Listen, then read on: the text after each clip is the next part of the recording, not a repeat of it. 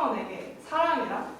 사랑이란 사랑에 대해서 무척 많은 개념 정의들이 있지만 저는 개인적으로 사랑이란 건 너무너무 좋아해서 상대방을 나보다 더 소중하게 여기는 지속적인 관계라고 생각을 합니다.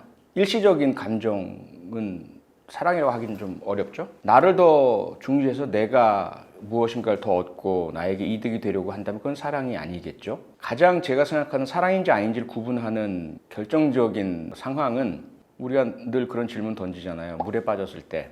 근데 내가 희생된다 할지라도 그런 걸 생각할 겨를도 없이 상대방을 구하려는 모든 노력을 다 기울인다면 그건 사랑이라고 하겠죠. 그게 제가 생각하는 사랑이에요. 그럼 이제 방금 전에 일시적인 거는 사랑이 아니다 이렇게 말씀을 해주셨는데 그러면 사랑의 유효기간이 있다고 생각하시나요? 사랑의 유효기간이 있다고 주장하는 학자들이 있죠. 인간의 이 생물학적, 화학적인 구성 성분으로 분석을 하는 그런 생물학 또 신경, 생리학 이런 곳에서 많은 실험 연구들을 합니다. 그래서 사랑이라는 것을 주로 좀 에로스적인 그런 그 부분으로 일단 한정을 짓고 사랑 감정이 생겼을 때 나타나는 생리적 변화, 주로 이제 도파민 같은 신경 전달 물질이죠. 이런 것들이 이제 분비되는 현상을 관찰하면서 아주 뜨겁게 불타오르는 관계인 사람에게 이 측정기를 달고 계속해서 얼마나 그게 지속되는가 이런 측정을 이제 하는 실험 연구들을 꽤 많이 해왔어요. 그 중에 보면 6개월이다, 1년이다. 그 기간이 지나면 그렇게 뜨거웠던 사랑하던 사람들 사이도 도파민 분비가 점점 줄어들기 시작한다. 그런 차원의 접근이라면 사랑의 유효 기간이 있다라고 할 수 있겠지만 저는 그런 시각만으로 보는 것은 인간을 너무 하급 동물로 격화시키는 것 아닌가 스스로를. 다른 부분도 마찬가지잖아요. 식욕이라든지 다른 여러 본능적인 충동 욕구들 있어요. 그건 우리가 인정을 해야 해요. 우리가 동물이니까. 하지만 그게 우리의 전부는 아니잖아요. 다른 동물과 달리 우리에겐 사회학, 심리학, 인간이기 때문에 학습하고 교육받고 그게 배우면서 인간성, 휴머니티라는 걸 구성을 하잖아요. 그러면 사랑 역시 호르몬이나 신경전달 물질 분비 또는 대뇌 보상 체계 이런 곳에서의 변화만을 측정해서 사랑은 유효기간이 있어.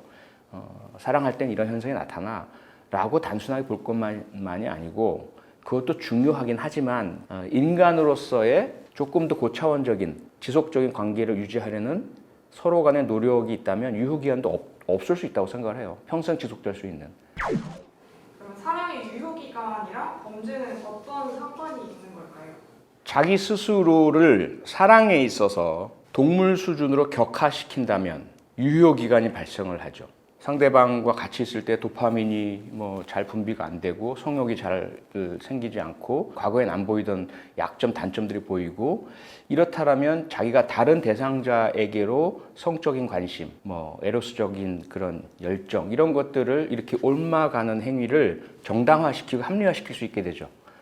이건 사랑이 식은 것이고 그 잘못은 서로에게 반반이 있든지 상대방에게 있는 거야 이렇게 하면서 이 동물적인 우리가 흔히 사랑이라고 잘못 지칭하고 있는 애욕, 성욕, 이런 것들을 쫓아서 전 동물을 사랑하고 동물을 정말 좋아합니다. 존중하고요. 하지만 그냥 좀 쉽게 설명을 해드리자면 우리가 과거에 길거리에서 수개가 암캐 여기저기 쫓아다니면서 발정났을 때 하는 행위 이것과 유사한 행위를 자기가 하면서 인간이 그것을 마치 사람에게 있는 사랑의 유효기간이 도래했고 그래서 나는 이렇게 해도 괜찮아.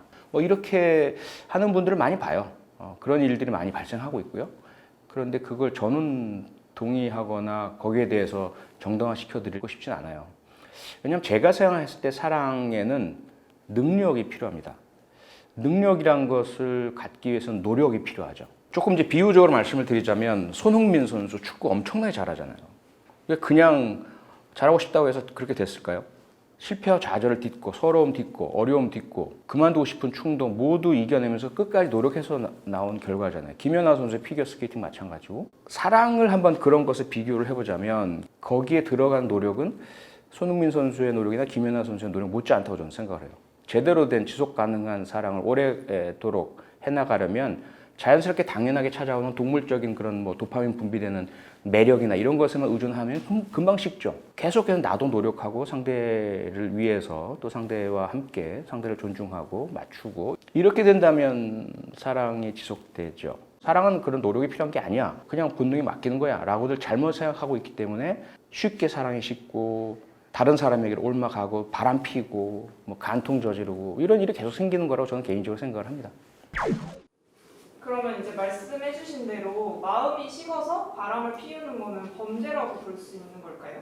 법적인 개념으로 보자면 마음이 식어서 바람을 피우는 것 범죄라고 할 수 없겠죠. 그런데 제 개인적인 생각을 물으시는 거라면 저는 범죄라고 생각을 합니다. 뭐 범죄 심리학, 범죄학적 규정도 시각에 따라 달라지긴 하겠지만 범죄에 대한 범죄 심리학이나 범죄학에서 기본적인 접근은 일탈이거든요. deviation.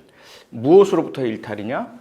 우리가 옳다고 느끼고 바람직하다고 느끼는 것으로부터 일탈이죠. 그렇게 보자면 마음이 식었다는 것을 이유로 바람을 핀다는 건 상대방과의 신뢰관계를 깨트리는 거죠.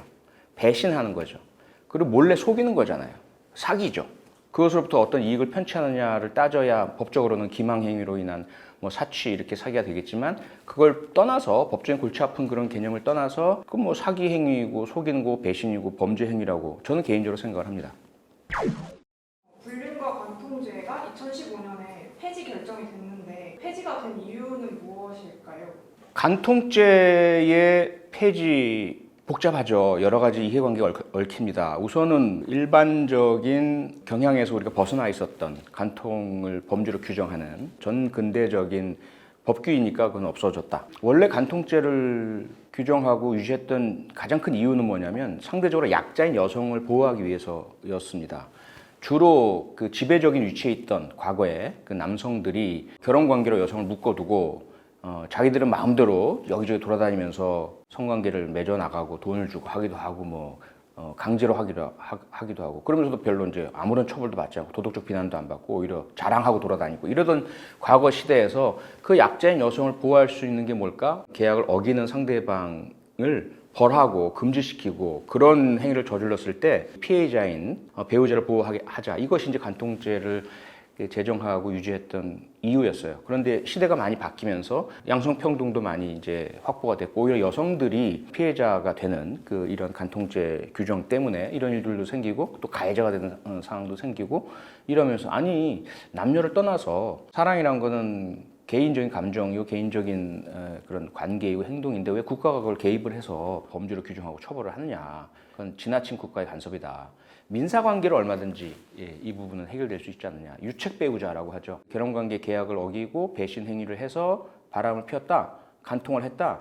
그러면 그 사유가 이혼관계에 있어서 불리하게 작용을 하죠. 재산 배분이라든지 위자료라든지 양육권이라든지 이런 부분에 있어서 불리한 입장에 처하게 되니까 그것으로 충분하고 그게 더 타당하다라는 그런 사회적 인식이 퍼져 있었기 때문에 이제는 시기상 대한민국이 다른 일반적인 국제적인 조류에 뒤처져서 간통죄라는 낡은 법을 유지할 필요가 없다. 이렇게 된 것이 간통죄 폐지의 흐름이고 이유라고 볼 수 있죠. 근데 저는 아직 20대고 또 결혼도 안 해서 그럼 이제 연인 사이에서 바람을 피우는 거는 죄가 되지 않나요? 저는 죄가 되어야 한다고 생각을 합니다.